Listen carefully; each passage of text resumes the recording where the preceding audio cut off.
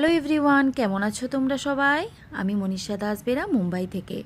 আজকের ড্রয়িংটি তৈরি করছি মূলত আমাদের সুপ্ত বাসনার উপর, যেটা প্রত্যেকটা নারীর আকাঙ্ক্ষিত সুপ্ত রূপ।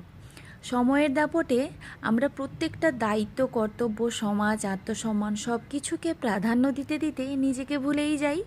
রয়ে যায় আমাদের ভেতরে এক শান্ত পরিবেশে সুদীর্ঘ সুন্দর গাছের ডালার ঝুলন্ত দোলনায়, খোলা চুলে উন্মুক্ত মনে প্রকৃতির বুকে দোল খেতে, খোলা হাওয়ায় স্বাদ নিতে, আলিঙ্গন করতে পৃথিবীর অমূল্য সম্পদগুলোকে, ছুটে বেড়াতে, ভেসে বেড়াতে, যেখানে কোনো ভয়, অবমাননা, বাধা কিছুই থাকবে না, শুধু থাকে শান্তির প্রলেপ।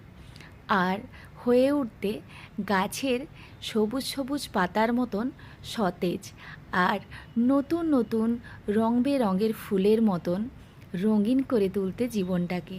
কি তাই মনে হয় না? ভীষণ ইচ্ছে হয়, কিন্তু আমাদের তো আর সেই উপায় নেই।